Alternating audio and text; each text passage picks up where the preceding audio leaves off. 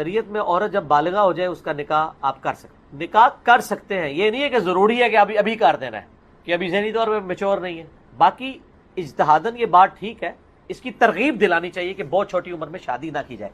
حلال و حرام کا مسئلہ نہ بنائے نا گورنمنٹ میں آپ یہ کریں. اس کی وجہ یہ ہے کہ عموماً لوگ میچور نہیں ہوئے ہوتے. میں نے اپنی زندگی میں ایکسپیرینس ہے, جن کی چھوٹی عمر میں شادیاں ہوئی ہیں نا, مردوں کی یا عورتوں کی, ہم میں سے بھی کئی لوگوں کے جاننے والوں میں یا اپنے گھر میں بھی ایکسپیرینس کیا ہوگا آپ نے, وہ میاں بیوی لڑتے بہت ہیں آپس میں. اور جن کی تھوڑی میچور عمر میں شادی ہوئی ہوتی ہے نا, وہاں لڑائی جھگڑے بہت کم ہوتے ہیں. کت خانہ پہ ہوتا ہے جو چھوٹی عمر میں شادی ہو جائے. کیوں یار, ایک 20 سال کا لڑکا ہے, اس کی آپ شادی 16 سال کی بچی سے کر دیتے. وہ جتنا بھی تیز ترار ہو, معاشرتی اعتبار سے وہ ابھی میچور نہیں ہے, جو زمانے کے تھپیڑوں سے اس نے سیکھا. لیکن یہ بات اس زمانے میں نہیں تھی جب نبی علیہ السلام کا زمانہ تھا. کیوں؟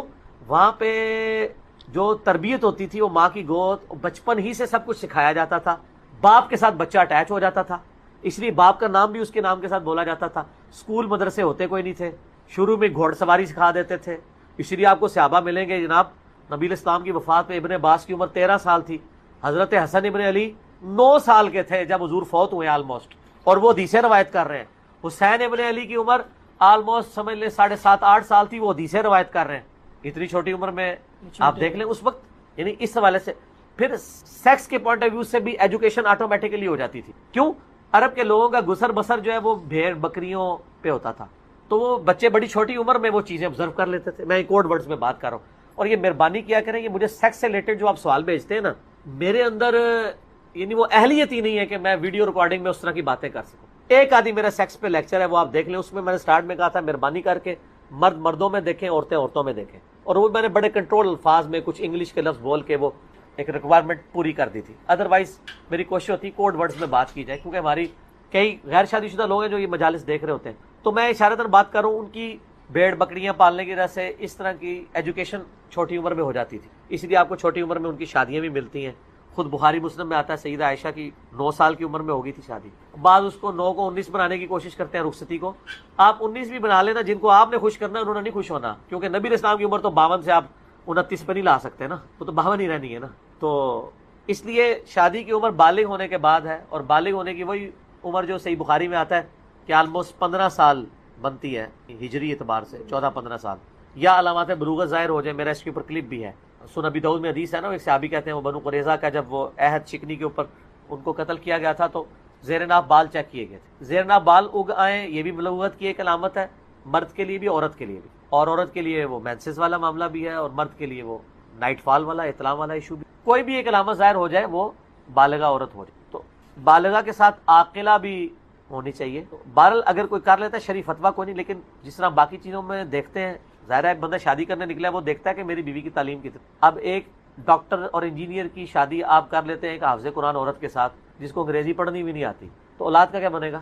ہاں آپ کوئی پڑھی لکھی حافظہ لیں جو کم از کم اردو انگلش پڑھ سکتی ہو, BA تک یا FA تک تعلیم ہو, کل کو بچوں کو تھوڑی تربیت دے سکتی ہو.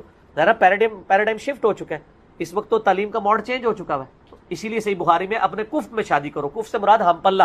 یہ ویسے تو باتیں بڑی اچھی لگتی ہیں کہ ایک غریب مرد جو ہے ایک امیر عورت کے ساتھ شادی کر لے, یا ایک امیر مرد جو ہے ایک غریب عورت کے ساتھ شادی کر لے, لیکن بعد میں کیا بنتا ہے؟ اس زمانے میں نہیں نبھتی تھی. زید بن حارثہ اور سیدہ زینب کی شادی نہیں نبھ سکی کفر کے فرق کی وجہ سے.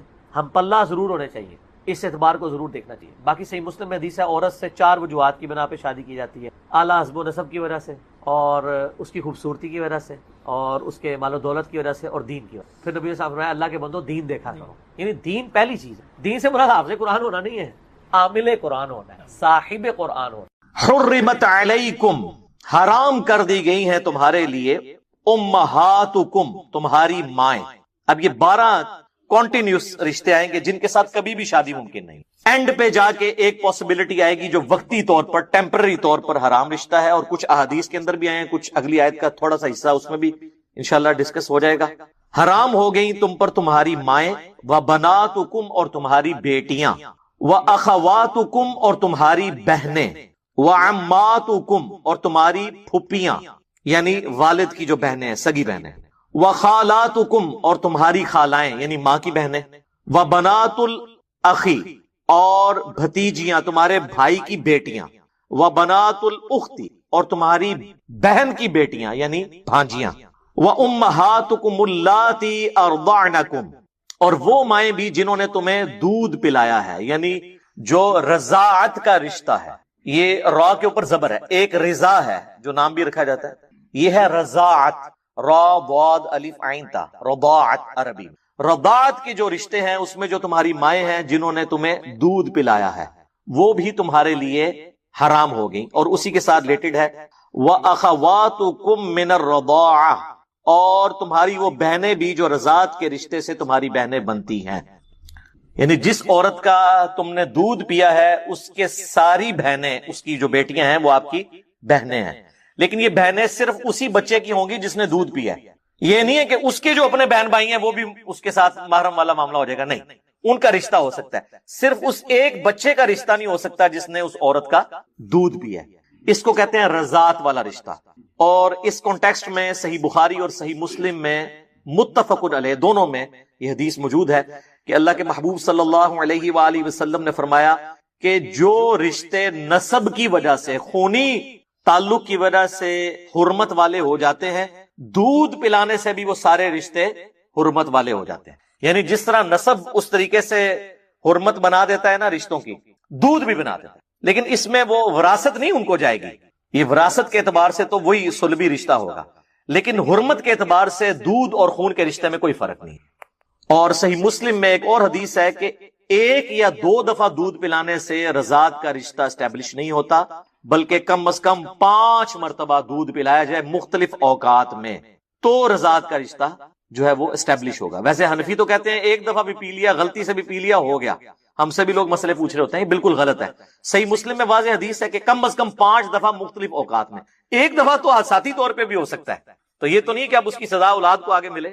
5 دفعہ مختلف اوقات میں. اہل تشیع کے ہاں بھی یہی ہے کہ 1-2 دفعہ سے نہیں ہوگا، بلکہ نمبر آف ٹائم، اور یعنی اس طریقے سے پلایا جائے کہ اس کا پیٹ بھر جائے. 5 مواقع کے اوپر کم از کم صحیح مسلم میں حدیث موجود ہے. اور اسی کانٹیکسٹ میں ایک اور حدیث ہے صحیح بخاری اور صحیح مسلم میں کہ نبی صلی اللہ علیہ وآلہ وسلم نے فرمایا کہ رضاعت کا رشتہ بھوک کی عمر تک اسٹیبلش ہوگا، اور وہ 2 سال ہے. اس حدیث میں آیا.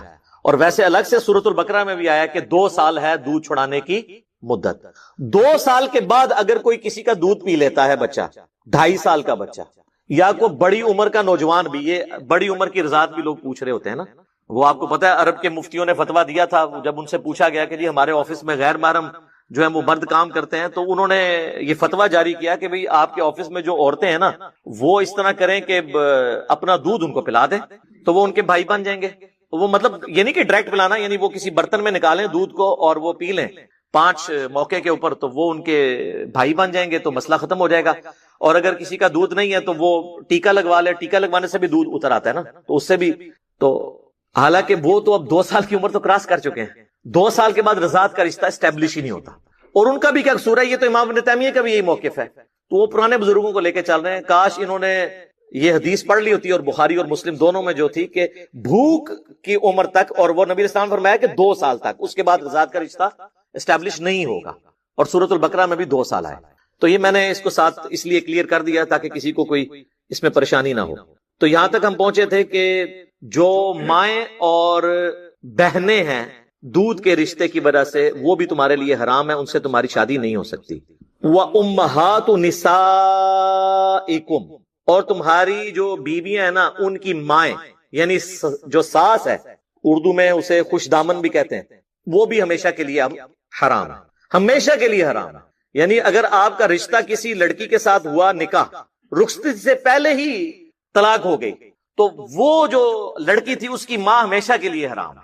یعنی کل کو اگر بیوہ ہوتی ہے تو اس سے آپ شادی کبھی بھی نہیں کر. اس میں رخصتی شرط نہیں ہے اور صحبت اختیار کرنا شرط نہیں ہے. یہ میں اس لیے قید بتا رہا ہوں کہ آگے ایک معاملے میں یہ قید اللہ تعالیٰ نے لگائی ہے کہ اگر رخصتی نہ ہوئی ہو تو وہ ایک اور کیس ہے، وہ آگے آ رہا ہے. وَرَبَائِبُكُمُ اللَّاتِي فِي حُجُورِكُم مِّن نِّسَائِكُمْ، اور تمہاری بیویوں کی وہ بیٹیاں جو تمہارے پاس پرورش پا رہی ہیں. یعنی کسی شخص نے ایسی عورت سے شادی کی کہ اس کے پہلے خامن سے بھی کوئی بیٹیاں تھیں. اب جیسے ہی اس نے آپ کے ساتھ شادی کی تو ان بیٹیوں کے آپ آٹومیٹکلی باپ بن گئے. لیکن یہاں پر وہ قید لگا دی کہ اگر نکاح صرف ہوا تھا نا اور خلوت صحیحہ نہیں ہوئی تھی، ایک دوسرے کو چھوا نہیں تھا، تو اس سے پہلے ہی طلاق ہو گئی، تو اب وہ حرمت والا معاملہ نہیں ہوگا، وہ ساتھ ذکر آ رہا ہے فی حجورکم من نسائکم اللاتی دخلتم بہن، جن سے تم صحبت کر چکے ہو، فإن لم تکونوا دخلتم بہن، اگر تم نے ان کے ساتھ صحبت نہیں کی، فلا جناح علیکم، پھر نکاح کرنے میں حرج نہیں، یعنی کسی عورت کے ساتھ آپ کا رشتہ ہوا، ابھی رخصتی نہیں ہوئی تھی اور پھر وہ طلاق ہو گئی، تو اس کی جو بیٹیاں تھیں پہلے خامن سے، وہ آپ کے لیے حرام نہیں ہوئی۔ ونس آپ نے ایک دوسرے کو ٹچ کر لیا، اب وہ عورتیں بھی آپ کے لیے، جو اس کی بیٹیاں تھیں، وہ محرم ہو گئیں۔ اب یہ لادہ بات ہے کہ وہ ہو تو جاتی ہیں، لیکن یہاں پہ ہمارے پاس اس طرح کے کیسز آتے رہتے ہیں، عوام الناس کے بھی اور علماء کرام کے بھی، کہ وہ کیا کر رہے ہیں امت کے ساتھ۔ ایک الگ سے ٹاپک ہے، میں اب وہ اس کو اس طرف نہیں جا کے بات کرنا چاہتا، اشارتاً کر رہا ہوں۔ وَحَلَائِلُ أَبْنَائِكُمُ الَّذِينَ مِنْ أَصْلَابِكُمْ، اور تمہارے بیٹے جو تمہارے صلب سے پیدا ہوئے ہیں، تمہارے خونی رشتے سے، ان کی بیویاں بھی تم پر ہمیشہ کے لیے حرام، وہ ہمیشہ کے لیے، یعنی بہو بھی ہمیشہ کے لیے سسر کے لیے حرام ہو گئی۔ تو لہذا اب یہ جتنے حرمت والے رشتے ہیں نا، ان میں اب پردہ وہی ہوگا جو گھر کے اندر ایک بہن بھائی کا پردہ ہوتا ہے، چہرے کے نقاب والا معاملہ اس میں نہیں ہوگا، الا یہ کہ جہاں پر فتنے کا اندیشہ ہو، وہ الگ بات۔ یہ وہ 12 رشتے تھے جو ہمیشہ کے لیے حرام ہیں۔ اب ایک کیس آ رہا ہے جو ہمیشہ کے لیے نہیں، وقتی طور پر ہے، اور وہ ہے وَأَن تَجْمَعُوا بَيْنَ الْأُخْتَيْنِ، اور یہ کہ تم 2 بہنوں کو اکٹھا ایک نکاح میں لے لو، یعنی سالی کے ساتھ بھی اپنی بیوی کی موجودگی میں نکاح کر لیا جائے، یہ وقتی طور پر حرام ہے۔ اگر بیوی مر گئی تو پھر آپ سالی سے شادی کر سکتے ہیں، جیسے سیدنا عثمان کے عقد میں سیدہ رقیہ اور ام کلثوم علیہم السلام، نبی علیہ السلام کی 2 بیٹیاں جو آپس میں سگی بہنیں تھیں، یکے بعد دیگرے عقد میں آئی ہیں نا، لیکن یہ ٹیمپرری طور پر حرام ہے کہ بیک وقت 2 بہنوں سے رشتہ نہیں ہو سکتا، یہ ہمیشہ کے لیے حرام نہیں ہے۔ اور اسی کی ایکسٹینشن آگے آ جائے گی اگلی آیت کے اندر، کہ جو خامدوں والی عورتیں ہیں وہ بھی حرام ہیں، یعنی آپ کی بیوی میرے اوپر حرام ہے، میری بیوی آپ کے اوپر حرام ہے جب تک وہ میری بیوی ہے، لیکن اگر وہ میری بیوی نہیں رہتی، آپ کی بیوی نہیں رہتی، پھر وہ کہیں بھی رشتہ کر سکتی ہے، لیکن جب تک وہ خامن والی ہے وہ کہیں اور رشتہ نہیں کر سکتی۔ تو یہ بھی وقتی طور پہ ہے، اس کا ذکر اگلی آیت میں آ جائے گا 24 نمبر میں، یہ ٹیمپرری ہے۔ اور یہ جو آیا نا وَأَن تَجْمَعُوا بَيْنَ الْأُخْتَيْنِ کہ 2 بہنوں کو اکٹھا نہیں کر سکتے، اسی کی ایکسٹینشن ایک بخاری مسلم میں آئی ہے کہ نبی علیہ السلام نے فرمایا کہ پھوپھی اور بھتیجی کو ایک نکاح میں جمع نہیں کر سکتے، اور خالہ اور بھانجی کو بھی نہیں کر سکتے، یعنی آپ کسی کی پھوپھی کے ساتھ شادی کریں، اس کی بھتیجی کے ساتھ آپ پیرلل میں شادی نہیں کر سکتے۔ اور اس کو سمجھنے کا ایک بڑا آسان سا فارمولہ ہے، آپ کسی بھی 2 عورتوں کو اکٹھا اپنے نکاح میں نہیں لے سکتے کہ ان 2 عورتوں میں سے اگر ایک کو مرد تصور کر لیا جائے اور ان دونوں کی آپس میں شادی ممکن نہ ہو۔ مثلا کیا بہن اور بھائی کی شادی ہو سکتی ہے؟ تو اس کا مطلب ہے کہ 2 بہنیں تھیں، ان میں سے ایک کو بھائی تصور کر لیا لڑکا، تو ان کی آپس میں شادی ہو سکتی ہے۔ تو بس اب یہ دونوں عورتیں بھی اکٹھی ہو کے کسی اور مرد کے عقد میں نہیں جا سکتی۔ اسی طرح کوئی شخص اپنی پھوپھی سے شادی کر سکتا ہے؟ نہیں۔ تو اگر وہ شخص لڑکی ہو اور اس کی پھوپھی بھی فیمیل ہے، اب یہ دونوں کسی ایک مرد کے عقد میں بیک وقت نہیں آ سکتے۔ سمجھ آ گئی؟ یہ سمپل فارمولہ ہے کہ ہر وہ 2 عورتیں کہ ان میں سے وقتی طور پہ ایک مرد تصور کر لی جائے اور ان کی آپس میں شادی نہ ہو سکتی ہو، تو وہ دونوں عورتیں اکٹھی کسی اور کے عقد میں نہیں جا سکتی، لیکن یہ ٹیمپرری طور پر، وقتی طور پر حرمت والا رشتہ ہے۔ اگر ان میں سے کسی ایک کو وہ طلاق دے دے کہ اب مر جائے ایک ان میں سے، پھر اس کے ساتھ شادی ہو سکتی، پھوپھی مر گئی اب بھتیجی سے شادی ہو سکتی ہے، خالہ مر گئی اب بھانجی کے ساتھ شادی ہو سکتی۔ تو یہ وہ تھے جو ٹیمپرری طور پہ ہیں، باقی 12 جو ہیں وہ ہمیشہ کے لیے حرام رشتے ہیں۔ اب اسی کانٹیکسٹ میں مصاہرت کا بیان بھی کر دوں۔ یہ فقہ حنفی میں بڑا ایک مشہور ہے اور بڑی کتابیں لکھی ہوتی ہیں مصاہرت کے اوپر۔ مصاہرت عربی میں کہتے ہیں سسرالی رشتوں کو، اور وہ کہتے ہیں جی مصاہرت والا جو معاملہ اگر ہو گیا، یعنی مثلاً یہ فقہ حنفی میں جو لکھا ہوا ہے اس کا قرآن و حدیث سے کوئی تعلق نہیں ہے، کیونکہ قرآن و حدیث نے جو حرام بتانا تھا وہ قرآن میں اور بخاری مسلم میں بتا دیا۔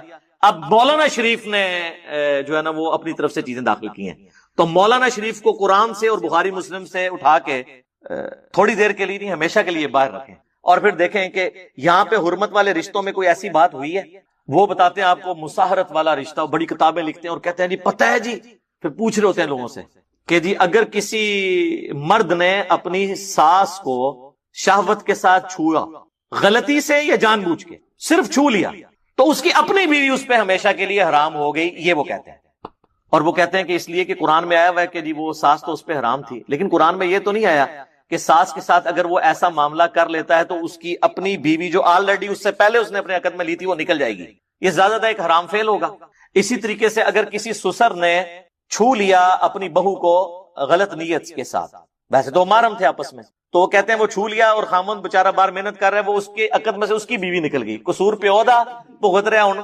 پنجابی کہتے ہیں خسم نانی کرے تے چٹی دو طرح پر ہے. اتنے جناب وہ پیو نے کام پایا ہے تو کہتے ہیں کہ وہ بیٹے کے عقد سے اس کی بیوی نکل گئی، وہ بیٹا بےچارا باہر ہے، اس کو پتا بھی نہیں. اور اسی میں وہ آگے پھر کہتے ہیں کہ اگر کوئی باپ کسی لڑکی کا رات کے وقت اندھیرے میں اٹھا اور اس نے ہاتھ لگانا تھا اپنی بیوی کو، غلطی سے نیند میں غلطی سے بھی، سر نوٹ کریں، غلطی سے بھی اپنی بیٹی پہ پڑ گیا تو اس کی اپنی بیوی ہمیشہ کے لیے اس پہ حرام ہوگی، ہمیشہ کے لیے، دوبارہ اب نکاح بھی نہیں ہو سکتا. جان بوجھ کے نہیں، غلطی سے بھی. تو جان بوجھ کے تو اب یہ سارے کے سارے معاملات چاہے جان بوجھ کے کسی نے کیا یا غلطی سے کیا، اس کی وجہ سے، اس حرام کام کی وجہ سے کوئی حلال رشتہ ہمیشہ کے لیے ختم نہیں ہوگا. وہ جو ختم ہونے والے تھے وہ یہ آ گئے یہاں پہ رشتے. جناب سورۃ النحل میں تو یہاں تک آیا ہے کہ اگر کسی شخص کے دل میں ایمان ہے اور جان بچانے کے لیے اسے مجبوراً کفر بولنا پڑتا ہے تو تب بھی اس کا ایمان نہیں جائے گا، اور جان بچانے کے لیے مجبوراً اسے حرام کھانا پڑتا ہے تو وہ مردار، بہتا ہوا لہو، خنزیر کا گوشت اور غیر اللہ پر کے نام پر جو چیز قربان کی گئی وہ بھی کھا سکتا ہے جان بچانے کے لیے، اس پہ ملامت نہیں ہوگی. اور یہاں پہ کہہ رہے ہیں کہ غلطی سے بھی ہو گیا تو ہمیشہ کے لیے یہ ہو گیا. اسے وہ کہتے ہیں مساہرت کا رشتہ. اور یہ بہت زیادہ سوال اور اس کے اوپر بڑے کلپس لوگوں نے بنا کے اپلوڈ کیے ہوتے ہیں اور وہ بتا رہے ہوتے ہیں، حالانکہ کہیں پر قرآن و حدیث میں موجود نہیں. اور پھر ہمیں کہہ رہے ہوتے ہیں کہ آپ قرآن و حدیث سے نکال کے بتائیں کہ جی جس میں لکھا ہو کہ رشتہ باقی رہے گا. یہ رشتے کو ختم کرنے کے لیے دلیل آپ نے دینی ہے، دعویٰ تو آپ نے کیا ہے. ہماری دلیل یہ ہے کہ قرآن نے حرمت والے جو رشتے بتانے تھے وہ بتا دیے. یہ بھی مسئلہ اس طرح ہوتا تو بتا دیتے. پھر بھی آپ کی تسلی کے لیے بتائیں کہ صحیح بخاری آپ کھولیں، کتاب النکاح چیپٹر نکال لیں، اس میں امام بخاری نے باقاعدہ ایک پورا باب باندھا ہے اس حوالے سے. ابن عباس کے حوالے سے حدیث لی اور نیچے کئی ایک صحابہ اور تابعین کے اقوال لیے ہیں جس میں انہوں نے فقہ حنفی پہ رد کیا ہے کہ اس طرح اگر کوئی کر لیتا ہے تو اس کی اپنی بیوی فارغ نہیں ہوگی، یہ مساہرت والے رشتے کے اعتبار سے. تو امام بخاری نے صحیح بخاری میں یہ رد کیا ہے. مراد یہ فتنہ پرانا ہے اور امام بخاری نے اس کے اوپر رد کیا، حالانکہ امام بخاری نہ بھی رد کرتے، قرآن میں واضح نص موجود ہے. جب قرآن کہہ رہا ہے کہ حرمت والے رشتے یہ ہیں تو آپ اپنی طرف سے تو کوئی حرمت والا رشتہ تو نہیں بنا سکتے، یہ تو شریعت سازی ہے، یہ تو بدعت ہے. اب یہاں پر ایک اور مسئلہ بھی میں بتا دوں. صحیح بخاری اور صحیح مسلم میں ایک حدیث ہے کہ نبی علیہ السلام نے نکاح شغار کرنے سے بھی منع فرمایا ہے، جسے ہم اردو میں اور پنجابی میں وٹا سٹا کہتے ہیں. لیکن یہاں پر وٹا سٹا اور ہوتا ہے، جو ہمارے ہاں وٹا سٹا رائج ہے نا، یہ حرام نہیں ہے. وہ حدیث میں موجود ہے بخاری اور مسلم دونوں میں کہ کوئی شخص اپنی بہن یا بیٹی کا رشتہ اس شرط پہ کسی مرد سے نہیں کر سکتا کہ تو اپنی بیٹی مجھے دے دے، میں اپنی بیٹی تجھے دیتا ہوں، یا تو اپنی بہن کا نکاح میرے ساتھ کر دے، میں اپنی بہن کا نکاح تیرے ساتھ کرتا ہوں، اور اس کے بدلے حق مہر میں نہیں دوں گا. میرا حق مہر یہ ہے کہ میں نے اپنی بہن یا بیٹی تجھے دے دی، اور تیرا حق مہر یہ ہے کہ تو نے اپنی بہن. تو حق مہر کے بغیر اس طرح کا رشتہ کرنا، اسے کہتے ہیں نکاح شغار یا وٹا سٹا. یہ والا وٹا سٹا حرام ہے. لیکن اگر دو مرد آپس میں کہتے ہیں کہ میں اپنی بہن کا رشتہ تمہارے ساتھ کرتا ہوں، تم میرے ساتھ کر دو، اور دونوں کا حق مہر رکھا جاتا ہے، تو اس میں کوئی حرج نہیں، یہ والا وٹا سٹا حرام نہیں ہے. یا کوئی شخص کہتا ہے میں اپنی بیٹی کا رشتہ تمہیں دیتا ہوں، تم اپنی بیٹی کا رشتہ مجھے دو، ٹھیک ہے، اور دونوں کا الگ الگ حق مہر رکھا جائے، اور یہ شرط لگا کے نہ ہو کہ جی اگر نہیں دو گے تو میں نہیں کروں گا، اس طرح کا معاملہ نہ ہو. تو اس میں کوئی نہیں، جیسے عموماً رشتہ داروں میں ہو جاتا ہے، اور اس کی انٹینشن یہ ہوتی ہے کہ چلو ایک رشتہ زیادہ مضبوط ہو جائے گا، وہ اس کو طلاق نہیں دے گا، وہ اس کو طلاق نہیں دے گا. اور لوگ کہہ رہے ہوتے ہیں وٹا سٹا اسلام میں حرام ہے. وٹا سٹا یہ والا حرام ہے جس میں حق مہر نہ رکھا جائے. اچھا، اسی طریقے سے سورۃ البقرہ میں اللہ تعالیٰ نے فرما دیا کہ مشرک عورت کے ساتھ نکاح نہیں کر سکتے، نہ مشرک مرد کے ساتھ. اور اس سے مشرک سے مراد اہل حدیث والا مشرک نہیں ہے، اس مشرک سے مراد ہے جو کافر مشرک ہے، جو کلمہ گو نہیں ہے. جو کلمہ گو مشرک ہے اس کا معاملہ الگ ہے، وہ مسلمان ہے. آپ کو ہم پابند نہیں کرتے کہ آپ ضروری کریں، وہ تو ابن ماجہ میں حدیث ہے اپنے کفر میں شادی کرو، ہم پلہ لوگوں میں. لیکن یہ مشورہ ہے، اگر کوئی ہم پلہ لوگوں میں نہ بھی کرے تو شادی تو ہو جائے گی، لیکن پریفریبل ہے کہ اپنے اسی خاندان کے اندر کی جائے، تاکہ عادتیں ملتی جلتی ہوتی ہیں، نبھنا آسان ہو جاتا ہے. تو جو چیزیں کلچرل ہیں ان کا معاملہ ایک پیرلل میں اس کا خیال اپنی جگہ رکھنا ضروری ہے، لیکن اس کو آپ شریعت نہیں بنا سکتے. بہرحال اس میں ایک شاذ قول ہے صحیح بخاری میں سورۃ البقرہ کی انہی آیات کے کانٹیکسٹ میں عبداللہ ابن عمر کا. وہ کہتے تھے کہ بھئی میں اس سے بڑا شرک کوئی نہیں سمجھتا کہ کوئی شخص حضرت عیسیٰ ابن مریم کو اللہ کا بیٹا کہے یا اللہ کہے، یعنی وہ یہ کہتے تھے کہ اہل کتاب کی عورتیں بھی چونکہ مشرکہ ہیں لہٰذا ان سے نکاح درست نہیں ہے، لیکن امت کا اجماع ہے کہ عبداللہ بن عمر کا یہ قول شاذ ہے، یعنی یہ قول ایکسیپٹیبل نہیں ہے، امت کے اجماع کے خلاف ہے، صحابہ کے اجماع کے خلاف ہے۔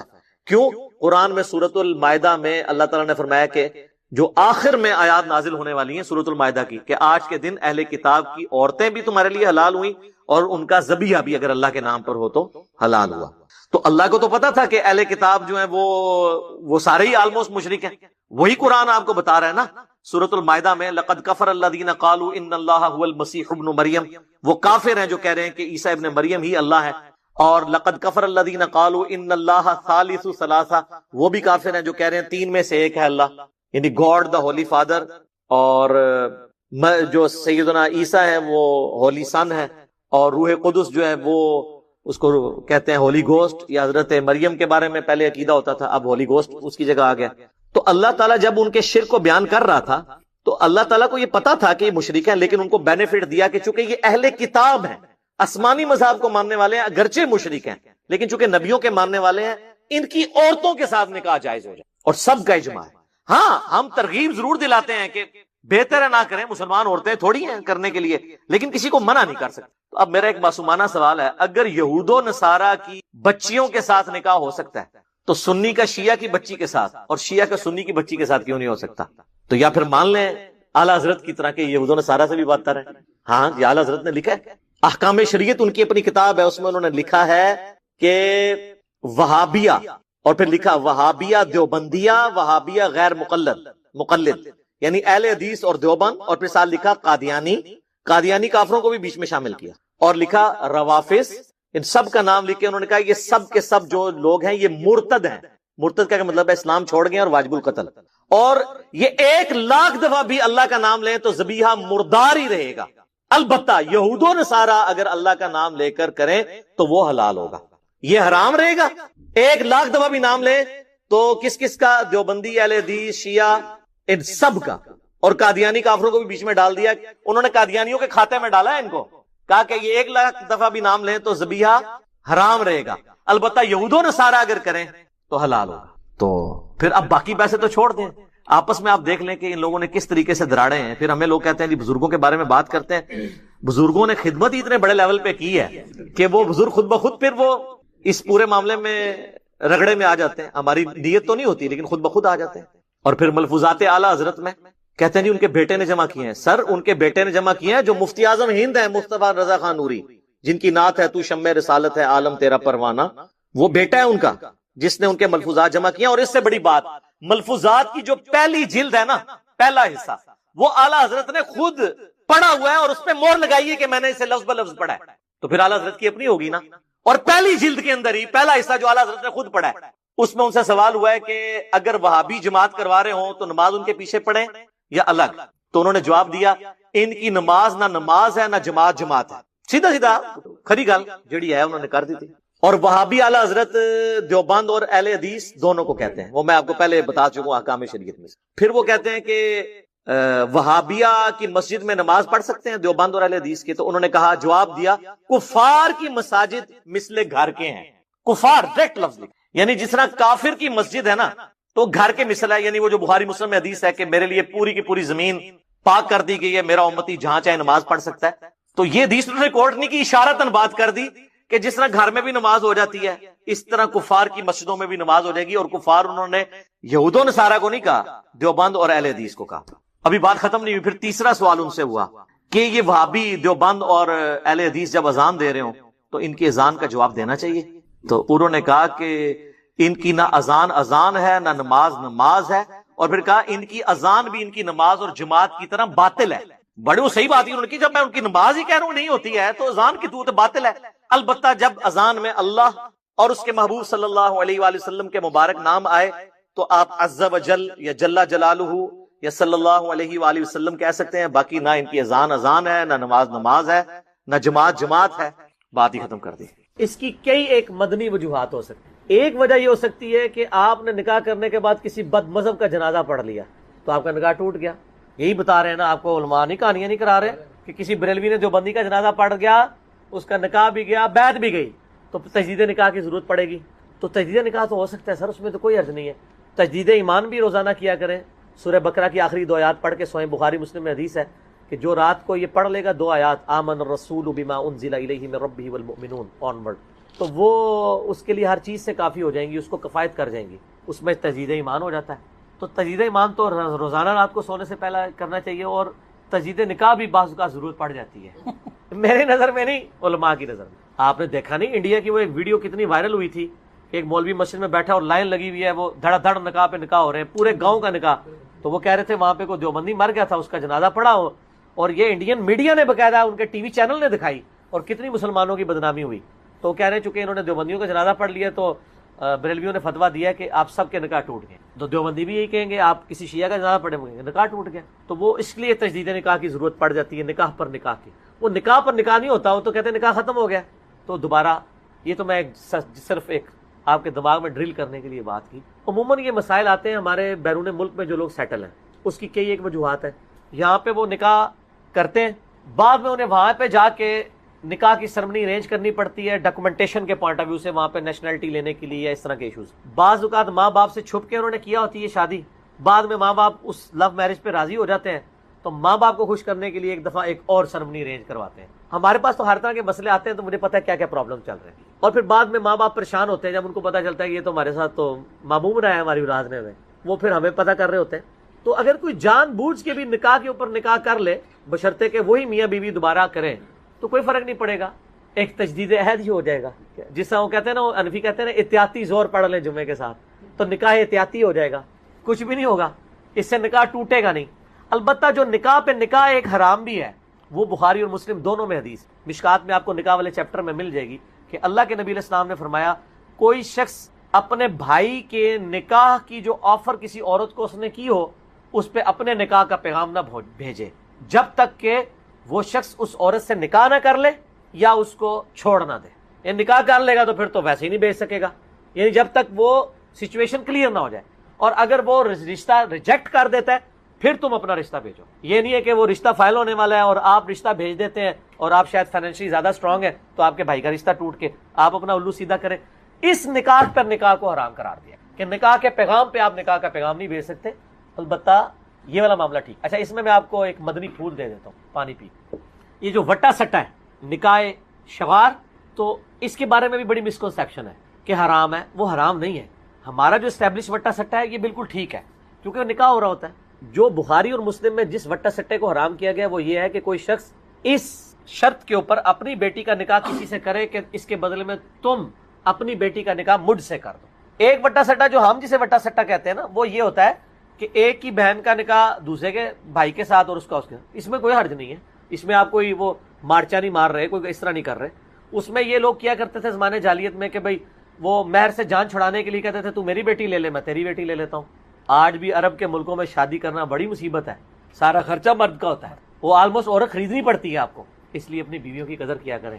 آپ لوگ تو جناب 32 روپے 8 آنے، اور آج کل ذرا چینج ہو گیا، 5000 10,000 زیادہ مہر نہیں لکھوا رہے.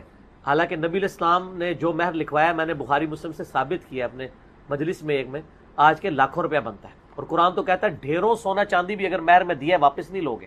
ایک صورت میں قرآن میں آتا ہے کہ اگر رخصتی سے پہلے، بخاری مسلم میں ڈیٹیلز آتی ہیں، رخصتی سے پہلے، اور رخصتی واقعی آفیشل رخصتی، یہ نہیں ہے کہ مطلب نکاح ہوا تھا اور آپ میاں بیوی ملتے رہے ہیں پھر تو معاملہ علیحدہ ہے. جو آفیشل رخصتی سے پہلے اگر کوئی شخص اپنی بیوی کو طلاق دے دے تو اسے آدھا حق مہر اس عورت کو واپس کرنا ہوگا، آدھا پھر بھی وہ مالک ہے.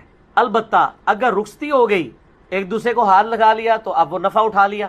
نفع اگر اٹھا لیا چاہے ایک رات کے لیے بھی، 1 روپیہ عورت نے واپس. لیکن وہ پاکستان میں مجھے پتا چلا کہ اب کوئی قانون انہوں نے بنایا کہ جی اتنے عرصے میں ہو تو اتنے % وہ دے گی، تو اتنے. یہ نہیں، بالکل غلط ہے. اسلام تو یہ کہہ رہا ہے کہ ونس عورت کو آپ نے ٹچ کر لیا ہے تو آپ نے اس کی قیمت وصول کر لی، وہ حق مہر کے عوض. کیونکہ نکاح حق مہر کے عوض ہی تو ہو رہا ہوتا ہے، گواہوں کی موجودگی. ایجاب و قبول جو ہوتا ہے وہ حق مہر کے عوض ہوتا ہے. اور قرآن کہتا ہے ڈھیروں سونا چاندی بھی دیا وہ بھی واپس نہ لو. ہمارے معاشرے میں عموماً زیادہ حق مہر اس لیے لکھوایا جاتا ہے کہ اس سے رشتے نبھ جائیں. لیکن جو شریف و نفس لوگ ہیں نا، وہ کہتے ہیں ہم نے اپنی بیٹی دے دی ہے، وہ سب سے قیمتی چیز، بس جتنا آپ کا دل ہے حق مہر لکھ. یہ یعنی اخلاقی طور پہ تو ٹھیک ہے، لیکن پریفریبل اسلام میں نہیں ہے کہ کسی عورت کا حق مہر تھوڑا لکھا ہے. نبی علیہ السلام جو حق مہر لکھواتے تھے وہ لاکھوں میں آج کی رقم بنتی ہے. میں نے باقاعدہ کیلکولیٹ کر کے بتائی تھی، ہزاروں میں نہیں ہوتی تھی. آپ صلی اللہ علیہ وآلہ وسلم نے فرمایا ہر رات یعنی 355 دن قمری اعتبار سے اور 365 دن سولر ایئرز کے اعتبار سے، ہر رات جب آخری تہائی رات باقی رہ جاتی ہے، یعنی رات کی ڈیوریشن ہے غروب آفتاب سے لے کر فجر کا وقت شروع ہونے تک، اس کو کہتے ہیں رات۔ اگر یہ سپوز 9 گھنٹے کی رات ہے تو اس کو 3 پہ ڈیوائڈ کر لیں تو آخری جو 3 گھنٹے ہوں گے، ہر رات تمہارا رب آسمان دنیا پر نزول فرماتا ہے جیسا کہ اس کی شان کے لائق ہے، اور پوچھتا ہے کوئی ہے جو مجھ سے دعا کرے کہ میں اس کی دعا قبول کروں، کوئی ہے جو مجھ سے مانگے کہ میں اسے عطا کروں، کوئی ہے جو مجھ سے مغفرت طلب کرے کہ میں اسے بخشش عطا فرما دوں، اور یہ سلسلہ جاری رہتا ہے حتیٰ کہ طلوع فجر ہو جائے، یعنی آخری تہائی رات کا جو حصہ ہے ختم سحری تک، فجر کا وقت شروع ہونے تک اللہ تعالیٰ کی طرف سے یہ ندا آتی رہتی ہے۔ اب یہ جو اللہ تعالیٰ کا نزول ہے اپنی شان کے لائق، یہ متشابہات میں سے ہے، اور اس میں دونوں ایکسٹریمز ہیں، ایک طرف جو ہے وہ جہمیہ ہیں جو بالکل باطل تعویلات کرتے ہیں ان کی، اور دوسری طرف جو ہے وہ مجسمہ ہے جو اللہ تعالیٰ کے لیے بالکل فزیکل جس طریقے سے مثالیں دی جاتی ہیں وہ مثالیں بیان کرتے ہیں۔ یہ دونوں اہل سنت کی مین سٹریم سے ہٹے ہوئے ہیں، اور انہی کی باقیات کسی نہ کسی فارم میں آج جو ہے وہ آپ سمجھ لیں حنفیوں اور بعض سلفی علماء کے اندر موجود ہے کہ بعض اوقات وہ اس طریقے سے ان صفات کو بیان کرتے ہیں سلفی کہ وہ مجسمہ والا عقیدہ محسوس ہونا شروع ہو جاتا ہے، اسی طریقے سے حنفی اس طریقے سے بیان کرتے ہیں گویا کہ جہمیہ والا عقیدہ لگنا شروع ہو جاتا ہے، جبکہ اس کے درمیان ہے حق راستہ۔ اور اس پہ جس کو شوق ہو تو یوٹیوب پہ آپ رومن میں جا کر لکھیں اللہ کہاں ہے، یا انگلش میں بھی لکھ دیں ویئر از اللہ، تو سب سے ٹاپ پہ انشاءاللہ میرا کلپ کھل جائے گا، جو میرا خیال ہارڈلی 11-12 منٹ کا کلپ ہے۔ اسی طریقے سے استواء علی العرش کے حوالے سے بھی میرا کلپ ہے 10-12 منٹ کا، وہ بھی آپ کو مل جائے گا، آج اس کی ڈیٹیل میں جانے کی ضرورت نہیں ہے۔ دوسری حدیث پرٹیکولرلی بالخصوص شعبان المعظم کی فضیلت سے ریلیٹڈ ہے، اور یہ بڑی مشہور حدیث ہے اور بڑی کریٹیکل حدیث ہے، میں اس کا نمبر بھی بتا دیتا ہوں، سنن نسائی میں ہے 2359 انٹرنیشنل نمبر کے مطابق، اور دور حاضر میں 2 بڑے محدثین شیخ زبیر لیزئی رحمہ اللہ تعالی المتوفى 1435 ہجری اور شیخ ناصر الدین البانی رحمہ اللہ تعالی المتوفى 1999 عیسوی، ان دونوں نے اس کی تحکیم کی ہے صحت کے ساتھ۔ اور مشکات میں آپ کو یہ حدیث تو نہیں ملے گی، لیکن شیخ زبیر صاحب نے جو شعبان المعظم پہ ضعیف روایت تھی اس کے فٹ نوٹ پہ لکھ دیا کہ یہ شعب الایمان امام بیہقی کی کتاب کی روایت تو ضعیف ہے، لیکن یہ روایت صحیح ہے جو یہ میں بیان کرنے جا رہا ہوں۔ 1305 نمبر 1305 مشکات میں جو حدیث ہے اس کے فٹ نوٹ پہ یہ حدیث شیخ زبیر صاحب نے سنن نسائی کی لکھ دی ہے۔ اسامہ ابن زید رضی اللہ تعالیٰ عنہ کہتے ہیں کہ میں نے نبی صلی اللہ علیہ وسلم سے پوچھا، اے اللہ کے محبوب صلی اللہ علیہ وآلہ وسلم، کیا وجہ ہے کہ میں آپ کو رمضان المبارک کے بعد کسی اور مہینے میں اتنے روزے رکھتا ہوا نہیں دیکھتا جتنے روزے آپ شعبان المعظم کے مہینے میں رکھتے ہیں؟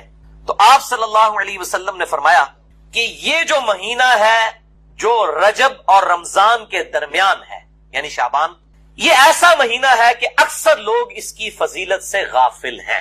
یہ بڑی امپورٹنٹ بات ہے، اکثر لوگ اس کی فضیلت سے نا واقف ہیں اور غافل ہیں، غافل کے الفاظ ہیں، جبکہ یہ ایسا مہینہ ہے کہ جس میں اعمال اللہ کے حضور پیش کیے جاتے ہیں، اور میں اس لیے کثرت سے روزے رکھتا ہوں، اور بخاری مسلم کی حدیث میں آتا ہے کہ بعض اوقات آپ نے شعبان کا پورا مہینہ ہی روزے رکھے ہیں۔ میں اس لیے کثرت سے روزے رکھتا ہوں کہ میری یہ خواہش ہے کہ جب اللہ تعالیٰ کے حضور شعبان کے مہینے میں میرا نامہ اعمال پیش ہو تو میں روزے کی حالت میں میرا نامہ اعمال پیش ہو۔ اچھا، نامہ اعمال جو ہے بخاری مسلم کی ایک حدیث میں آتا ہے کہ روزانہ بھی پیش ہوتے ہیں، عصر اور فجر کے وقت فرشتے جو ہیں وہ بدلتے ہیں۔ اسی طریقے سے اسی کانٹیکسٹ میں ایک حدیث ہے صحیح مسلم میں اور جامعہ ترمذی میں موجود ہے اور مشکات میں ہے 2056 کہ آپ صلی اللہ علیہ وآلہ وسلم ہر پیر اور جمعرات کا روزہ رکھتے تھے۔ پوچھا گیا کیوں رکھتے ہیں تو فرمایا ہر پیر اور ہر جمعرات کو نامہ اعمال اللہ کے حضور پیش ہوتے ہیں، میری خواہش ہے کہ میں روزے کی حالت میں میرا نامہ اعمال اٹھایا جائے۔ یعنی ہفتہ وار بھی پیشی ہوتی ہے پیر اور جمعرات کو، روزانہ جو ہے عصر اور فجر کے وقت، اور ہفتے میں پھر وہ کمبائنڈ فارم میں، جس طرح ہمارا بھی ہوتا ہے کہ ایک سال کا بجٹ آتا ہے پھر مہینوں پہ ڈیوائیڈ ہوا ہوتا ہے، پھر منی بجٹس ہوتے ہیں، تو اللہ تعالیٰ کا بھی جو سال کا پورا سیشن ہے وہ شب قدر ہے جو رمضان کے آخری عشرے کی طاق راتوں میں ہے، اور جو ہفتہ وار ہے وہ اس اعتبار سے پیر اور جمعرات، اور روزانہ فجر اور عصر کے وقت، اور سال میں ایک مہینہ اللہ تعالیٰ نے مخصوص کیا ہے. ایک تو ایک رات ہے نا، ایک مہینہ بھی مخصوص ہے، وہ شعبان المعظم کا مہینہ ہے اس حدیث کے تحت. اچھا، اسی کانٹیکسٹ میں ایک اور حدیث بھی ہے جو صحیح مسلم میں ہے اور مشکات میں اس کا نمبر ہے 2045 کہ آپ صلی اللہ علیہ وسلم سے جب پیر کے روزے کے بارے میں پوچھا گیا تو آپ نے فرمایا فیہ ولدت وفیہ انزل علیہ، کہ میں پیر کا روزہ اس لیے رکھتا ہوں کہ اس دن میں پیدا ہوا اور اسی دن مجھ پر پہلی دفعہ وہی نازل ہوئی. یعنی اللہ تعالیٰ نے آپ کو مبعوث فرمایا. نبی پیدائشی طور پہ نبی ہوتا ہے لیکن مبعوث اس وقت ہوتا ہے جب اللہ تعالیٰ کی طرف سے حکم اس کی طرف آتا ہے. تیسری حدیث بھی بخاری اور مسلم دونوں میں موجود ہے، مشکات میں ہے 2036. اما عائشہ رضی اللہ تعالیٰ عنہ کہتی ہیں کہ میں نے رمضان مبارک کے علاوہ آپ صلی اللہ علیہ وآلہ وسلم کو کسی بھی اور مہینے میں اتنے روزے رکھتے ہوئے نہیں دیکھا جتنا کہ شعبان کے مہینے میں روزے کثرت کے ساتھ رکھتے ہوئے دیکھا ہے. چوتھی حدیث صحیح مسلم سے، مشکات میں ہے 2036. اس میں اما عائشہ کے الفاظ ہے کہ آپ صلی اللہ علیہ وسلم شعبان کا پورا مہینہ ہی روزہ رکھا کرتے تھے. اب یہ دونوں طرف تطبیق آپٹیمل سولوشن یہ ہوگا کہ اکثر آپ کا عمل یہ تھا کہ آپ صلی اللہ علیہ وسلم پورا مہینہ ہی روزہ رکھا کرتے تھے شعبان کا، بسا اوقات بیچ میں سے چھوڑ بھی دیتے تھے، اور یہ دونوں یعنی آپ صلی اللہ علیہ وسلم سے اعمال ثابت ہے. پانچویں حدیث بھی صحیح مسلم سے، آپ دیکھ لیں گے ساری کی ساری حدیث بخاری اور مسلم سے ہیں سوائے ایک سنن نسائی والی حدیث. اور مشکات میں ہے 2046 صحیح مسلم کے ریفرنس سے کہ اما عائشہ رضی اللہ تعالیٰ عنہ کہتی ہیں کہ آپ صلی اللہ علیہ وسلم ہر مہینے 3 روزے رکھا کرتے تھے اور اس چیز کی بھی پرواہ نہیں کرتے تھے کہ وہ کن ایام میں ہو. یعنی آپ صلی اللہ علیہ وسلم 3 روزے تو کم از کم رکھا کرتے تھے. مہینے کے ہر ہفتے میں بھی 2 روزے ہوتے تھے، وہ 8 روزے الگ ہیں پیر اور جمعرات کے، اس کے علاوہ مہینے میں 3 روزے، لیکن اس کی پرواہ نہیں کرتے تھے کہ کن دنوں میں ہوں. لیکن ایک عمومی عمل ہے وہ ایام 20 کا ہے.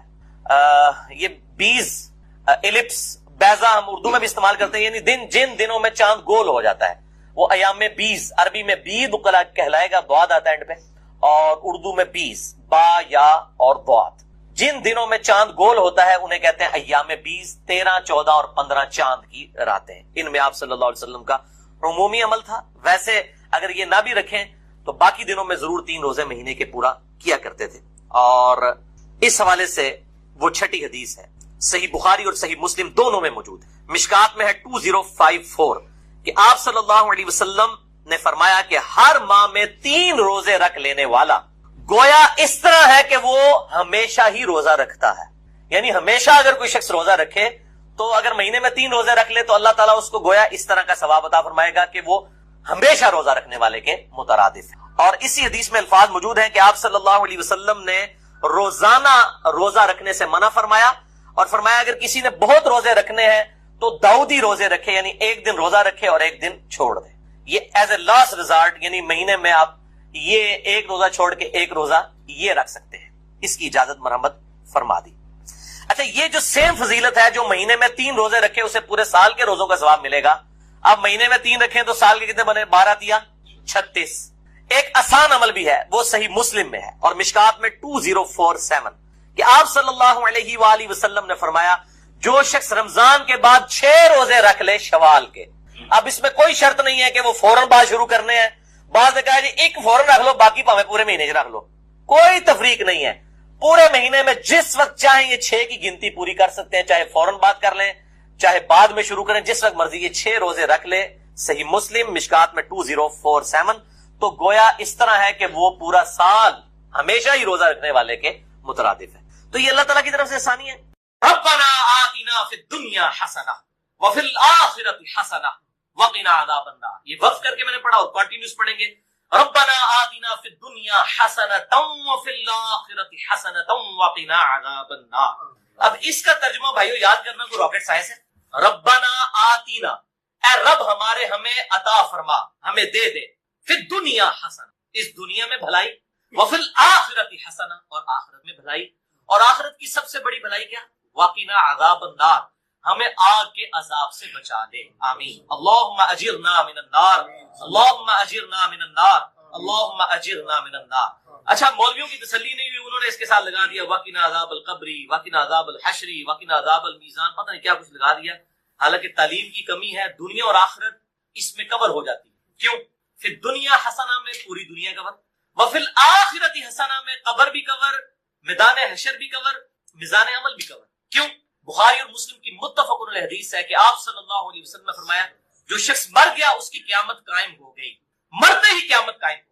اور بخاری اور مسلم کی متفق علیہ حدیث ہے کہ آپ صلی اللہ علیہ وسلم کی وفات کے دنوں میں سیدہ عائشہ کہتی ہیں میرے بھائی نے مسواک اٹھائی ہوئی تھی، آپ نے مجھ سے مانگی، انہوں نے چبانے ہی شروع کی تو وہ چبائی نہ گئی، سخت تھی، تو میں نے اپنے منہ میں چبا کر آپ صلی اللہ علیہ وسلم کے منہ میں ڈالی. اللہ تعالیٰ نے میرے تھوک کو اور نبی صلی اللہ علیہ وسلم کے تھوک کو اس دن جمع فرما دیا ایک ہی جگہ پر، جو نبی صلی اللہ علیہ وسلم کی دنیا کی زندگی کا آخری دن اور آخرت کی زندگی کا پہلا دن تھا. بخاری اور مسلم. تو اما عائشہ حضور کی وفات کے دن کو کیا کہہ رہی ہے؟ آخرت کی زندگی کا پہلا دن. تو وہ فی الآخرۃ حسنہ میں قبر بھی آ گئی، آخرت بھی آ گئی، میزان عمل بھی آ گیا، سب کچھ آ گیا. تو یہ مولویوں نے خام خواہ بیچ میں چیزیں، وہ کسی نے ودخلنا مال ابرار یا عزیز یا غفار، پتہ نہیں کیا کچھ بیچ میں لگایا ہوا ہے. بس یہ کامل دعا یہی ربنا آتنا فی الدنیا حسنہ وفی الآخرۃ حسنہ وقنا عذاب النار. اس کو بدل نہیں سکتے، یہ بہت خطرناک معاملہ ہے. بخاری اور مسلم کی متفق علیہ حدیث ہے. ایک صحابی کو آپ نے دعا تعریف فرمائی وضو کے بعد کی، اس میں الفاظ تھے بنبی کا ارسلتا، میں ایمان لایا اس پر جو تیرے نبی کے ساتھ نازل ہو. اس صحابی نے دعا پڑھتے ہوئے کہہ دیا برسولی کا ارسلتا. کوئی فرق؟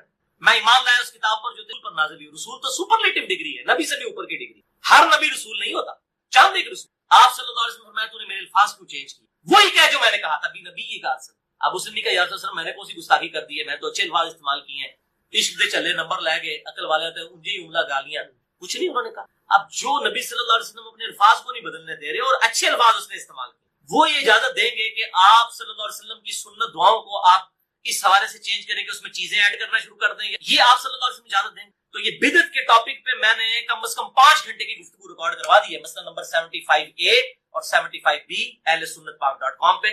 اس میں بھی میں نے یہ ان حدیثوں کو ڈیٹیل کے ساتھ ڈسکس کیا تھا. لہذا نوکری کا مسئلہ ہو، رشتے کا مسئلہ ہو، پیپر دیے میں وہ پاس ہونے کا ایشو ہو، بیماری کا مسئلہ ہو، کوئی مسئلہ ہے اپنے ذہن میں رکھیں اور پھر دنیا حسنہ کو دل میں رکھیں کہ دنیا میں میرے لیے بھلائی، ہر چیز بھلائی. اچھی صحت کیا بھلائی نہیں ہے؟ اچھی نوکری کیا بھلائی نہیں ہے؟ اچھی بیوی کیا بھلائی نہیں ہے؟ ہر چیز ذہن میں رکھتے ہوئے جو آپ کی خواہش ہے یہ دعا کریں ربنا آتنا فی الدنیا حسنہ وفی الآخرۃ حسنۃ وقنا عذاب النار. اور اس میں یقین کریں آپ کو گلٹ بھی نہیں ہوگا. صرف آپ اللہ سے دنیا نہیں مانگ رہے ہوں گے، کیونکہ سورۃ البقرہ میں آتا ہے کہ جو دنیا دار لوگ ہیں نا، جو اللہ سے باغی لوگ ہیں، وہ کہتے ہیں اللہ ہمیں دنیا نہیں عطا فرماتے. اور اللہ تعالیٰ پھر ساتھ فرماتے ہیں سورۃ البقرہ آیت نمبر 201 کہ جو میرے نیک ایمان والے بندے ہیں وہ یہ نہیں کہتے اللہ ہمیں دنیا میں ہی دے دے، وہ کہتے ہیں ربنا آتنا فی الدنیا حسنہ وفی الآخرۃ حسنۃ وقنا عذاب النار. اچھا اب آپ ویسے دعا کر رہے ہو اللہ میں پاس ہو جاؤں یا اچھا رشتہ ہو جائے، نوکری لگ جائے، اس وقت آپ پیورلی دنیا کی دعا کر رہے ہوں گے. لیکن جب آپ یہ دعا کریں گے تو آپ اللہ تعالیٰ کو بھی ناراض نہیں کریں گے، دونوں چیزیں ایڈ ہو جائیں گی ساتھ. یعنی اللہ تعالیٰ کو بھی آپ سے کوئی گلہ شکوہ اس حوالے سے نہیں رہے گا. آپ کہہ رہے ہوں گے یا اللہ ربنا آتنا فی الدنیا حسنہ وفی الآخرۃ حسنۃ وقنا عذاب النار، تو آپ اہل ایمان میں شامل ہو جائیں گے. سورۃ البقرہ آیت نمبر 201 کے تحت. اسی کانٹیکسٹ میں 3 احادیث ہیں بڑی اہم الحمدللہ. پہلی حدیث صحیح بخاری میں 6399، صحیح مسلم میں 6840، مشکات میں 2487. سیدنا انس ابن مالک رضی اللہ تعالیٰ عنہ جنہوں نے 10 سال تک آپ صلی اللہ علیہ وسلم کو وضو کروایا، آپ کی وفات کے بعد 82 سال تک زندہ رہے اور 93 ہجری کے اندر بصرہ میں فوت ہوئے. آخر میں فوت ہونے والے چند صحابہ میں سے ہیں انس ابن مالک، بہت قریبی صحابی آپ صلی اللہ علیہ وسلم. ان سے کسی تابعی نے آگے پوچھا کہ بتائیے کہ اللہ کے نبی صلی اللہ علیہ وسلم جب اللہ سے مانگا کرتے تھے تو کیا دعا مانگا کرتے؟ تو پتہ انہوں نے کیا جواب دیا؟ انہوں نے کہا کہ اللہ کے نبی صلی اللہ علیہ وسلم جب کبھی بھی اپنے رب سے دعا مانگا کرتے یا کسی بھی چیز کا سوال کیا کرتے تو آپ کی اکثر دعا یہی ہوا کرتی تھی اللہم ربنا آتنا فی الدنیا حسنہ وفی الآخرۃ حسنۃ وقنا عذاب النار. ہر معاملے میں کوئی سوال بھی کرتے تھے اس دعا کے ساتھ. اور بھائی یہ دعا کا ترجمہ یاد کرنا کو مشکل ہے تو کیا ضرورت ہے اردو میں دعائیں کرنے کی؟ میرے بھائی ایک دعا یاد کر لیں، نبی صلی اللہ علیہ وسلم نے تعلیم فرمائی ہے اللہم ربنا آتنا فی الدنیا حسنہ وفی الآخرۃ حسنۃ وقنا عذاب النار. اور دوسری حدیث تو انتہائی رکت انگیز حدیث ہے جو میں نے مسئلہ تقدیر والے لیکچر مسئلہ نمبر 104 ABC میں بھی بیان کی تھی. صحیح مسلم میں 6835، مشکات میں 2005. یہی انس ابن مالک کہتے ہیں جنہوں نے یہ دعا روایت کی. یہ کہتے ہیں کہ آپ صلی اللہ علیہ وسلم کے زمانے میں آپ کا ایک صحابی بیمار ہو گیا تو آپ اس کی عیادت کے لیے تشریف. وہ اتنا کمزور ہو چکا تھا بیماری کی وجہ سے جیسے کہ پرندے کا کوئی بچہ ہوتا ہے چھوٹا، ہڈیوں کا ڈھانچہ بن چکا. آپ نے جب اس کی حالت دیکھی آپ کو پتا چل گیا کہ انہیں کو کام پایا. آپ نے فرمایا وہ بتا تو اللہ سے کیا مانگتا رہتا ہے؟ اس نے کہا یا رسول اللہ میں اللہ سے دعا کرتا ہوں اے اللہ جو تو نے مجھے آخرت میں عذاب دینا ہے دنیا کی زندگی میں ہی دے. वलियाउज़ु बिल्लाहि ताला। आप फरमाया सुभान अल्लाह, अल्लाह पाक जब आप हैरान होते तो ये बात कहा करते सुभान अल्लाह। ओए तू अल्लाह ताला का इस दुनिया में अजाब सह सकता है कि अल्लाह से तूने ये दुआ की? ना तू दुनिया की जिंदगी में अल्लाह का अजाब बर्दाश्त कर सकता है ना आखिरत। और तुझे तो चाहिए था कि तू अल्लाह से दुआ करता अल्लाहुम्मा रब्बना आतिना फिद दुनिया हसना व फिल आखिरति हसना व क़िना अज़ाब। ये क्या तू दुआएं करता रहे? इसमें वो फनाटिक किस्म के जो सूफिया है ना, उनका भी इरादा, वो कहते हैं सानू दुनिया नहीं चाहिए आखिरत ही चाहिए। और अल्लाह के नबी कह रहे हैं दुनिया भी अच्छी आखिरत भी अच्छी। अच्छा, अनस इब्न मालिक कहते हैं जब आप सल्लल्लाहु अलैहि वसल्लम ने उसे ये बात इरशाद फरमाई, फिर उसने यही दुआ मांगकर अल्लाह की तरफ मुतवज्जे हुआ, अल्लाहुम्मा रब्बना आतिना फिद दुनिया हसना व फिल आखिरति हसनतुम व क़िना अज़ाबन नार। तो अल्लाह ताला ने उसे शिफा अता फरमाई। अब इससे भी पता चला बीमारी की शिफा भी यही है, अल्लाहुम्मा रब्बना आतिना फिद दुनिया हसना व फिल आखिरति हसनतुम व क़िना अज़ाबन नार। आप मैं कहता हूं ये जामे दुआ करें, सारी दुआएं जो है इसके अंदर शामिल है। अच्छा, कुरान में तो है रब्बना आतिना फिद दुनिया, और बुखारी मुस्लिम में है अल्लाहुम्मा रब्बना आतिना फिद दुनिया। तो अल्लाहुम्मा के साथ ए हमारे अल्लाह, ये भी ठीक है, और सिर्फ रब्बना आतिना भी ठीक है। बल्कि कुरान हकीम में सूरतुल माइदा में हजरत ईसा अलैहिस्सलाम की जो दुआ आती है उसमें भी है अल्लाहुम्मा रब्बना अंजिल अलैना माइदतम मिनस समा। तो कुरान में भी अल्फाज है अल्लाहुम्मा रब्बना के। वैसे तो हमारे लिए बुखारी मुस्लिम के अल्फाज ही काफी थे, लेकिन मैं फिर भी कीड़ा निकालने के लिए, कोई ये ना कहे जी कुरान में तो सिर्फ रब्बना आया, आप अल्लाहुम्मा क्यों लगा रहे हैं। तो अल्लाह ताला ने भी ये दुआ हजरत ईसा अलैहिस्सलाम की नकल की है, अल्लाहुम्मा रब्बना आतिना फिद दुनिया हसना। ये पढ़ना बुखारी मुस्लिम से साबित हुआ। और अल्लाहुम्मा रब्बना अंजिल अलैना माइदतम मिनस समा, सूरतुल माइदा के आखिरी रुकू में हजरत ईसा अलैहिस्सलाम के कॉन्टेक्स्ट में ये अल्हम्दुलिल्लाह अल्लाहुम्मा रब्बना के साथ ये आई है। और तीसरी हदीस सुनन नबी दाऊद में 1892, मिशकात में 2581, अब्दुल्लाह बिन साइब कहते हैं कि मैंने खुद नबी सल्लल्लाहु अलैहि वसल्लम को रुकने यमानी और हजरे अस्वद के दरमियान, वो जो मुस्तजाब दीवार है, ये दुआ मांगते हुए सुना है, अल्लाहुम्मा रब्बना आतिना फिद दुनिया हसना व फिल आखिरति हसनतुम व क़िना अज़ाबन नार। उसे मुस्तजाब दीवार कहते हैं। मुस्तजाब कहते हैं दुआ की कबूलियत की जगह। 70 अंबिया का मुसल्ला है, आप वहां पर खड़े हो तो आपका रुख दोनों किबलों की तरफ हो जाता है, बैतुल मक़दिस की तरफ भी और खाना काबा की तरफ। उस दौरान आज तक हाजी, उम्रा करने वाले और हज करने वाले ये दुआ मांगते हैं, रब्बना आतिना फिद दुनिया हसना व फिल आखिरति हसनतुम व क़िना अज़ाबन नार। ये बस इतने ही अल्फाज है, बाकी जो ऐड किए लोगों ने खुद। तो दुआ की कबूलियत की जो जगह है खाना काबा शरीफ, वहां पर भी आपने यही दुआ मांगी, रब्बना आतिना फिद दुनिया हसना व फिल आखिरति हसनतुम व क़िना अज़ाबन नार। अस्माए आज़म और दुआ की कबूलियत के लिए क्या क्या तरीके हैं, इस हवाले से मेरा मसला नंबर 82 डिटेल के साथ रिकॉर्ड है। और भाइयों, बुखारी और मुस्लिम और बाकी अहादीस की रोशनी में कई एक मुकामात हैं जो दुआ की कबूलियत की जगह है। मसलन अजान और इकामत के दरमियान जो वक्फा है जमात खड़े होने तक का, ये दुआ की कबूलियत का सबब है। अबू दाऊद में हदीस मौजूद है। आज मेरा टॉपिक नहीं इसलिए मैं स्किप कर रहा हूँ। इसी तरीके से तेज बारिश के वक्त दुआ कबूल होती है। मैदान जंग में, जंग के दौरान ऐन, उस वक्त दुआ की कबूलियत का वक्त है। जुम्मे वाले दिन खतीब जब जो है वो 2 खुतबों के दरमियान वक्फा करता है, उस दौरान दिल में दुआ मांगी जाए, वो कबूलियत का वक्त है। और कई एक कबूलियत के वक्त है, लेकिन एक वक्त ऐसा है जो हर वक्त आपके पास अवेलेबल है। उसी कॉन्टेक्स्ट में आपको अगली 5 हदीसें मैं बयान करने लगा हूं, और वो है नमाज में दुआ मांगना, जिसके लिए आपको जुम्मे के दिन के इंतजार की जरूरत, किसी और चीज की जरूरत नहीं। जब भी आप नमाज पढ़ें, ये 5 हदीसें, इसी पे हमारी गुफ्तगू होगी। पहली हदीस सही बुखारी में 6230, सही मुस्लिम में 897, मिशकात में 9, कि आप सल्लल्लाहु अलैहि वसल्लम ने सहाबा इकराम अलैहिम रिदवान को तशहुद तालीम फरमाया, अत्तहियातु लिल्लाहि वस्सलावातु वत्तय्यिबात अब्दु व रसूलु तक। और उसके बाद आप सल्लल्लाहु अलैहि वसल्लम ने फरमाया, जब ये तशहुद पढ़ चुको, उसके बाद जो मनपसंद दुआ हो वो तुम अपने रब से मांग सकते, जो भी मनपसंद, यानी जो भी दुआ मांगनी है। आप किताबो सुन्नत में अगर कोई दुआ आई है वो भी मांग सकते हैं, इसके अलावा भी कोई मांग सकते हैं, लेकिन मांगेंगे अरबी में। अरबी सिंबल ऑफ यूनिटी है। और वैसे एक दुआ ही अल्लाहुम्मा रब्बना आतिना फिद दुनिया हसना व फिल आखिरति हसना व क़िना अज़ाबन नार, यही काफी है। और इस हदीस में अदम जिक्र है दुरूद इब्राहिमी का, वो अगली हदीसों में मौजूद है। सही मुस्लिम में 1739, मिशकात में 1257 में है कि अम्मा आयशा कहती है कि नबी सल्लल्लाहु अलैहि वसल्लम जब तशहुद बैठते, अल्लाह की हम बयान करते, उसके बाद दुआएं करते। और यही हदीस सुनन निसाई में 1720 और 1721 है कि आप सल्लल्लाहु अलैहि वसल्लम अल्लाह की हम बयान करते, उसके बाद नबी सल्लल्लाहु अलैहि वसल्लम पर दुरूद पढ़ते, और उसके बाद अपने रब से दुआएं मांगा करते। और यही तरतीब है जो जामिया तिर्मिज़ी में इंटरनेशनल नंबर के मुताबिक 593 नंबर हदीस है कि एक सहाबी थे, उन्होंने बड़ी तेजी से नमाज पढ़ी और उसके बाद जो है वो बड़ी जल्दी जल्दी दुआ मांगना शुरू किया। आप सल्लल्लाहु अलैहि वसल्लम ने उन्हें बुलाकर नमाज का तरीका सिखाया और दुआ मांगने का तरीका उसमें सिखाया। और आप सल्लल्लाहु अलैहि वसल्लम ने फरमाया कि दुआ में जल्दी ना करो, पहले अल्लाह की हम बयान करो, उसके बाद दुरूशी पढ़ो, फिर दुआ मांगा करो। इतने में एक और शख्स आया जिसने अल्लाह की हम बयान की, दुरूशी पढ़ा, फिर दुआ मांगी। तो आपने 2 दफा फरमाया, सल तुअता, मांग तुझे दिया जाएगा, मांग तुझे दिया जाएगा। यानी दुरूद शरीफ और अल्लाह की हम, ये प्रोटोकॉल है दुआ की कबूलियत का। تو اللہ کی حمد اور دروشی، اور نماز میں یہی ہوتا ہے، آپ پہلے اللہ کی حمد کرتے ہیں، التحیات للہ والصلوات والطیبات، پھر نبی صلی اللہ علیہ وسلم پر سلام عرض کرتے ہیں، پھر دروشی پڑھتے ہیں، اینڈ پہ دعائیں مانگتے ہیں آپ جا کے، وہ جتنی بھی دعائیں سنت سے ثابت ہیں، اللہ